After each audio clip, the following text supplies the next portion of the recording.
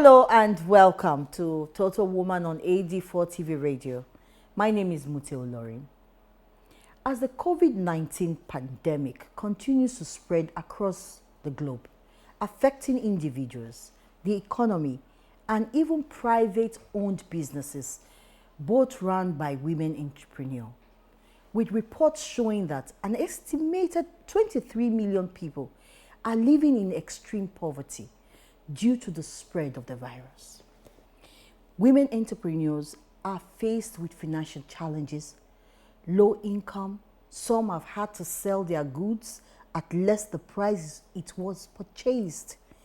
It's a case of little or no support from small and medium-scale enterprises, either provided by the government or other donor agencies. Most women are having difficulties paying their staff at this period due to poor income revenue. On this episode of Total Woman, we will look at the effects of COVID-19 on young female enterprise. I am being joined on this episode by a seasoned consultant and social entrepreneur with over 17 years of experience in consulting, oil and gas, and financial services. Please join me to welcome on the show today, Kate Pam. Hi, Kate. Hello, Mute. Thank you for having me. Good to have you. Let's talk about this issue. Why are women entrepreneurs mostly affected by this COVID-19? That's a very beautiful question because the pandemic has really affected small businesses particularly. And if you look at our economy, small businesses constitute over 90% of businesses in Nigeria. And of this 90%, over 50% of them are micro enterprises. So when you look at micro enterprises, those are people that have 5 and below employees. The turnover is at the maximum maybe 50 million naira if they have that kind of turnover. So you look at businesses within that category. They're your makeup artists, your hairdresser, the petty trader, the fashion designer, and so those are likely professions that you tend to find women more, or even in education, those sectors.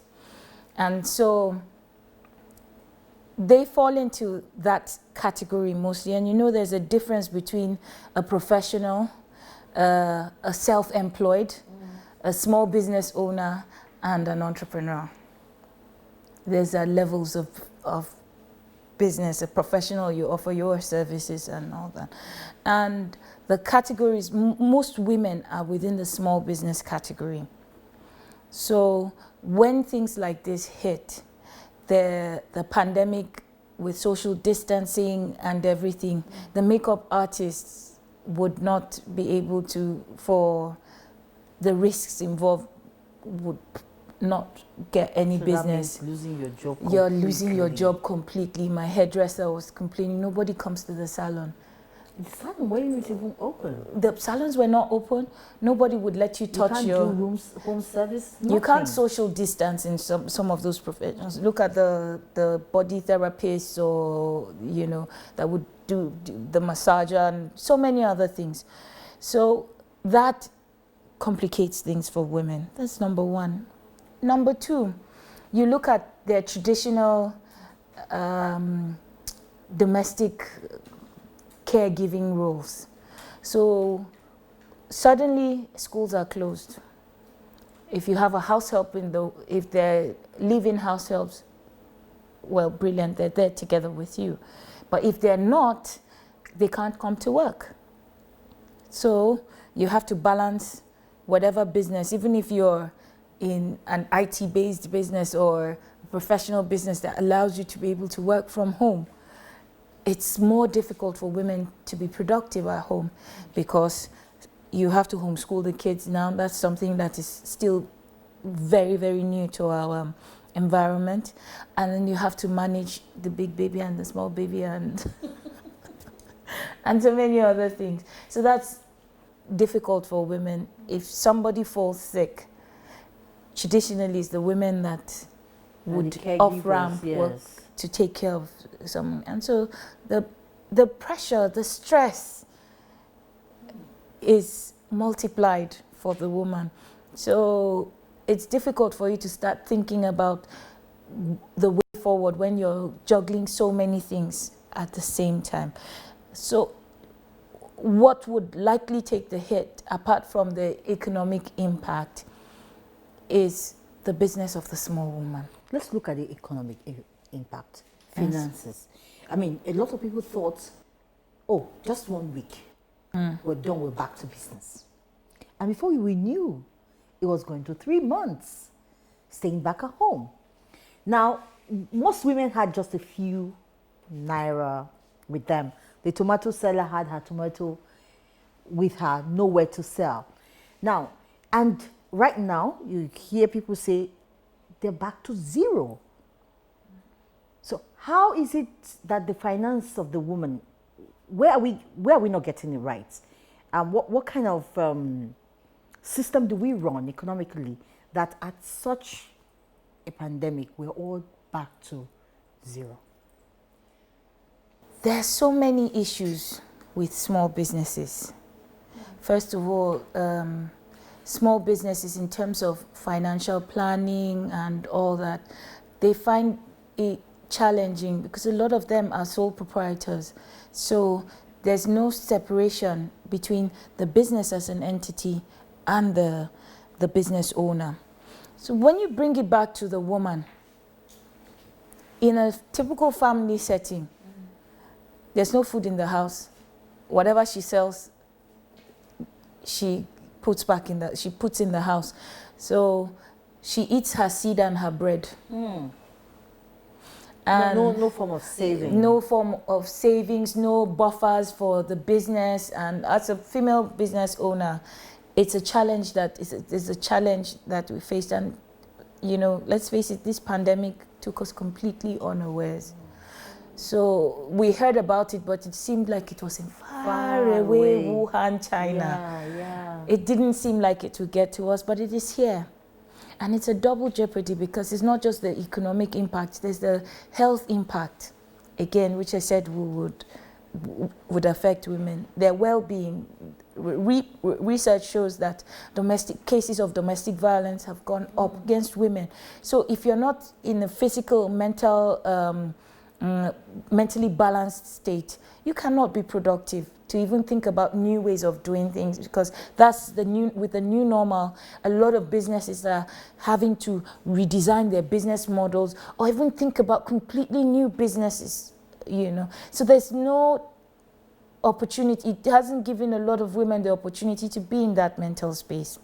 Now, financial management is something that is a gap with female businesses that still needs to be filled, because working with small businesses, they don't know what records to keep, they don't know how to separate, and those businesses are oftentimes cash based, so they don't pass it through a system where an auditor will be able to look at and say, okay, this is your cash flow, this is what you need to do. And 70% of our women businesses are run like that.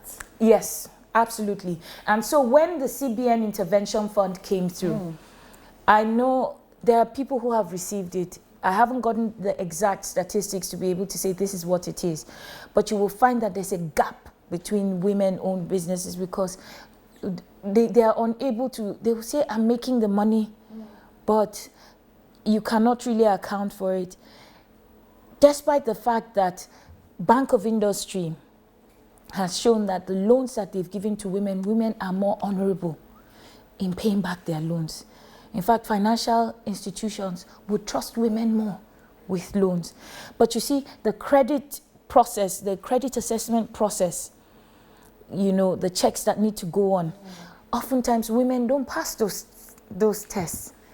And it's a wake-up call for women who own businesses, because this is the time to start to look and say, regardless of what goes on within the home, or I will prepare and have my buffer, or have a structure that would shock-proof the pandemic. That will bring me to my next question. What measures do you think we can adopt for women to be able to grow their small businesses, even with the realization that the pandemic has brought to us now? Okay, I will take it in threefold. Okay, so I will start. start. The first one, we'll take a break, Okay. and they'll be right back. All right, it's still Total Woman on AD4 TV radio. We will be looking at this issue of the pandemic and how it has affected women. So I'll take a short break. When I come back, she'll be giving us the 3 steps that women, female entrepreneur and businesses can begin to look at in growing their finances. Please don't go away. I am a total woman. All right, you're welcome back. It's still Total Woman on AD4 TV radio, and my name is Mute Olori. My guest in the house, Kate Palm, has been talking to us about the reason why this pandemic affected women entrepreneurs and their businesses. So what measures can be adopted by these women to grow their businesses and still make profit? Yeah. Like I said, I would take it in threefold, or I would adopt a 3-pronged approach. One, let's look at what the government can do. Okay, the government is doing a lot, but like I highlighted earlier, there are challenges with women-owned entrepreneurs. However, on the flip side, they are very accountable. And you know that as women, our journey of our empowerment journey works well with a collective approach. Mm-hmm. So can there be organized accountability groups that would stand in for some of these small women, these women-owned enterprises that government can talk to directly? Are you talking about like cooperatives? Well, cooperatives on the one hand, or even medium and other bigger organizations that will say, okay, we have the women in a group. Women already do AJO and other forms of, but they're oftentimes not formalized, and they're cash-based. But you have and to the government, it's most important for them to be able to pay back. So that it will waive some of these financial hurdles that they have. For instance, I was talking to my makeup artist earlier today, and I was asking her, so how have you been coping? Are you aware of the CBN intervention fund? She said, yes, she applied and everything, but she didn't get it. And she doesn't know why she didn't get it. There was no feedback as to where, so she doesn't even know what to do to improve. And so I would talk about that and the third point. Then there's a need for waivers, tax waivers, statutory compliance waivers. I operate in the oil and gas industry. Your DPR is valid for 12 months. Your PENCOM is valid for 12 months. NSITF is valid for 12 months. So by the time you begin to look at all these things, ITF, all these things you have to pay. When you're renewing after that 12 months, it's a lot of money to renew again. It's a lot of money to renew, and you haven't made the money. You know, there's AMAC, municipal charges here and then, so many things. So can the government say, okay, let's give people a 6-month break. Let's extend it, you know, CAC and all those statutory things. So instead of giving people cash, you give them breathing space. And as you know, we all need to breathe, don't we? So that's a thing that government can do.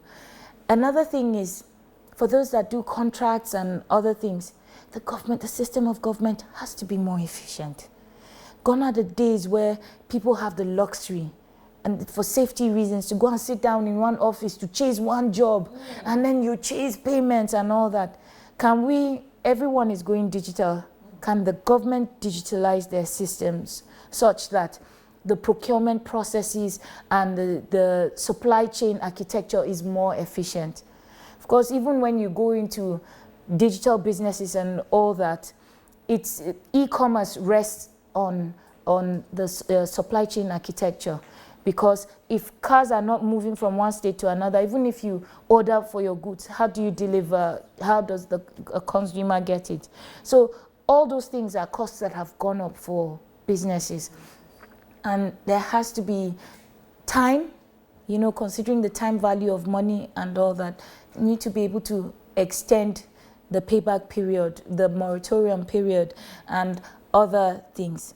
I will stop with the government from here. There's so many things that I can say that the government can do, but that they're even given with the intervention, I think it's a step in the right direction, but more can be done. Let's look at the businesses themselves. Okay, what do businesses need to, what is the learning? I will start with my own experience as an entrepreneur. You must always have a buffer. No matter how small it is, it's important to have something set aside. And reevaluate the cash flows. Now we know that, okay, if you're doing contracts or doing jobs that, or your payback period, when you do a supply, they give you 45 to 60 days. 60 days is more than a month, and you're paying salaries every month. So we begin to look at restructuring business models. Let's look at our personnel. Must they come to work every day? Okay. Must we pay them every month? Okay, so an option other than say go home, Yes. We don't need your services anymore. Yes, and then rethink office space. Do I need to pay the kind of rent that I'm paying? Can I share some of this some of this burden with another business or something? This calls for collaboration. So you look at efficiency of your people, your processes, and your ecosystem generally. Restructuring your whole business. Absolutely. So for the fashion designer, you know how you go and your tailor measures you and they make. Can they begin to look at ready-to-wear fabrics? So it calls for standardization and so many other things. But we have to start looking at all of these things.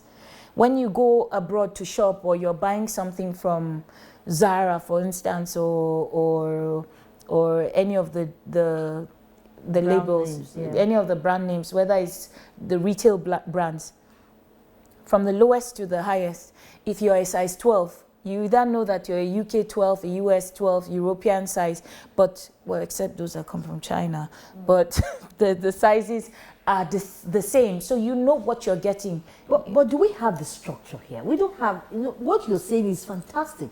That is what it should be. I mean, we should begin to move towards that. But do we have a structure, a system? There's no accountability structure, because can government account for all the small businesses? We're still, it's the government's responsibility to account for each and every citizen in the country, what they do, how situations affect them, and all those things. That's where government comes in. And then there are other bodies like the Standards Organization of Nigeria, NAFDAC, and all these bodies, that accreditation and all those things, Consumer Protection Council. It calls for multi-stakeholder engagement and say, okay, how can we do that so that we can standardize certain practices? So people who work from home, or who work, there can be some flexibility, and that there's standardization in the quality, because as the pandemic wears off, the health implication of the pandemic, the economic implication is going to continue for years to come. We're looking at an impending recession. Yes. So those buffers will help businesses. We're more an import-based economy. So what are the things that we can do? Our African fashion is trending globally. Can we begin to look at exporting those things? So that's where government creating a pool, or having an organization that would cover everyone comes in. Okay, the new normal. Yes. Everybody's online, living. This small business, medium scale entrepreneur, what can they do to plug into this new normal? That brings me to my third approach. I talked about the big government, I talked about the business, the entrepreneur themselves. Now more than ever is the time for capacity building. You cannot come and say, I don't know Excel. I don't know how to use social media. I don't know about social media marketing. I don't know how to about digital marketing. You have to learn it. You have to build your capacity. And oftentimes, we take some of these things for granted. We think that I can learn on my own. With the Internet of Things, it's overwhelming. There's so much information, you don't know where to get it. You need a coach.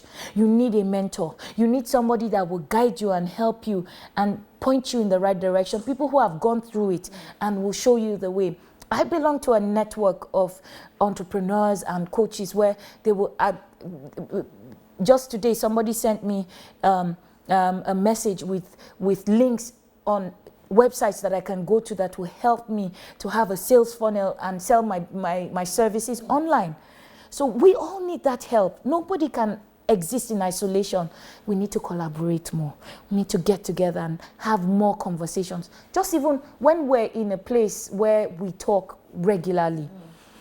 The learning that takes place. I host a weekly webinar on Tuesdays at 12 noon. We call it the Spotlight Series, and we look at different sectors of the economy. There was a time we had the chairman of EPIS, and he was talking about the aviation and travel industry. A lot of the people that were in that sector had so many questions to ask. So there are different forms of learning. We need to be able to look at the best way to learn according to your level of education. But whether we like it or not, we have to constantly learn, because that is the way to go. That is the new way. We have to constantly, I mean, if we took it for granted before, now more than ever, we need constant learning. Now I want us to learn. Okay. For every entrepreneur, we talked about the CBN grant, the Bank of Industry. What are the things that they need to put in place so that they can have access to this loan, which will help them boost their businesses? Well, if they cannot read, they need to get somebody that will be able to read for them, and interpret it for them. But if you go to there's a website, the NERSAL website, or even if you Google it, you will find it, and there are guidelines. Everything is very clear and transparent. But to access that fund, you need to have a business plan. That concept of business planning. No, let's start from the beginning. Number one, a business name. Yeah. Does the business name come before a business plan? Well, you have the plan on paper, okay, and the plan will tell you there's a description in the business plan. There's a description of the business, so that's where the business name would come in. Where you want to situate the business, how you want to run the business, who are the people that are stakeholders in the business. You have an address and all those things. Then you go to CAC. Because if you don't have those things taken care of, you can't even go and register it. And the government has made it easy. I really have to give it to them. There were all sorts of waivers that they gave. You can register your business for next to nothing. And CAC has improved. You know, before when you want to register, you must pay a lawyer. They must go. Now online, you can reserve the name online. No, but someone actually did that, but never got the feedback. No, that has improved because I've reserved names, even though for certain kinds of businesses. So that's where the education comes in. You need to know the kind of business. Is it going to be a sole proprietorship, which is just a business name? It costs about 10,000 naira to do that. Is it going to be a limited liability company? You need to understand what the share capital will look like, board of directors, and all that. Is it going to be a limit? Are you doing charity? That one is an incorporated trustees. So it's a different structure, and there are legal procedures that you take. Is it going to be limited by guarantee? They're not paying for shares. It's not for profit, but it's a business that is set up for charitable purposes, and there are procedures that you go to. You have to, if you're going to be in education, the sector that you're going to be in, you need a letter of no objection from the government. All those things are processes that take time, licenses and all those things. That's why I said the government needs to be more efficient in their process. Can I apply for some of these things and you verify online instead of me going to the ministry, going to follow up and so many other things? So the entrepreneur needs to know all of these things. More importantly, the CBN and the financial institutions, what they want to know is, how often does your money come in? And what are your expenditure, your overheads? Okay? Like I said, time value of money. Money comes at a cost. And we live in a high inflationary environment. Now that dollar in March, dollar was selling for 360. Now dollar is above 450. And tomorrow you're not sure. Yeah. Tomato in the market, as at last month, you will get a basket for 2,500. Now it's 7,000, 8,000. No, I'm talking about the little baskets, not the main one. Those ones they shake about 2,500. I am telling you, as at last weekend, we went to the market. What we bought for 3,000 naira, we bought for 7,000. I'm telling you, and this was within a space of a month. So looking at all these things, but there's so many opportunities because people can begin to plug in agriculture, in entertainment, in digital marketing, in so many other things. You need to hone your skills. Hone skills that you can do on your own if nothing happens. For instance, if you're a good script writer, content writers, because businesses are going digital, so they need to be able to tell their stories. You need to help you. There are people, if you can help them, they don't have to pay you every month. They will pay you. You write a script, they pay you. They pay you for what you've done. So all those systems, but you need to understand. You need somebody there to hold your hand. I spoke to a business coach who would help me with those digital. To coach me for 6 months costs like $1,000 to be able to do that. How many can afford that? That's the point.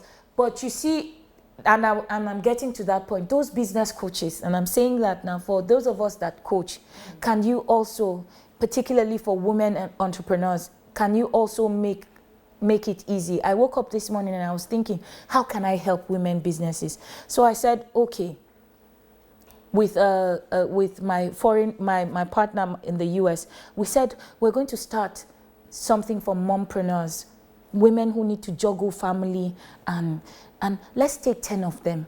Let's help them move their business from brick and mortar to the online space. Let's help them put those financial systems in place. I have a few that I mentor. One is going into catering, and I'm teaching her small business. How do you make money? How do you keep your profit? She came into my life as a teenager, and now she's 21, and she has a bank account. She didn't have that before, so the days of keeping money. There are things that we really need to. It's a lot. The nitty-gritty that we need to put in place. Okay, Kate Pam, you're going to be coming back to talk to us, and this time around we'll be looking at those little ones, and then maybe we'll get a banker to also come in and look at how we can put those structure in place, because without a strategic plan, without any form of accountability, without these people knowing that you have this structure, they won't be able to help. So those structures must be in place. Yes. Your final word for every female entrepreneur. What I will say to female entrepreneurs is, whatever it is that you're doing, as the entrepreneur yourself, what goes on your inside is what will pull you through. So what I will say to the female entrepreneurs, don't give up. Most businesses on a normal day, in normal circumstances, it's J-curve. It takes about 3 years for you to come out. With the pandemic, we have an extra 2-3 years or thereabout, depending on how things go. Keep thinking outside the box. Don't give up on yourself. There are so many opportunities that will come out of this pandemic. Some people are making money with face masks, learning to make hand sanitizers. Watch YouTube. There's so many things that you can learn on YouTube. Next to Google, YouTube is the biggest search engine. Use it well. You don't have to know how to read and write. You can listen. If you understand English or whatever language, there are translations. But make use of what you have. Start with what you have. But what I will say more importantly is keep your spirit, keep a positive attitude, because the minute you lose hope, you begin to spiral downwards. Wow, you've heard it all. Women are caregivers. And aside from taking care of themselves, they have to fend for their families and to support their children as well. And the low income has been affected by this. So please, women, whatever you do, like my guests have advised, keep the spirit up. Never stop working. Look for someone who can mentor you and put you in the new normal. Whether you like it or not, In the parlor, they say, man must chop. You must take care of the children. All right? And you must take care of yourself. I'm going to be with you again next week on Total Woman. Please, as you combine working at home and working with your business, also find time to grow yourself. And as you grow yourself, you'll grow your business. My name is Muti Olori. See you next week. Bye.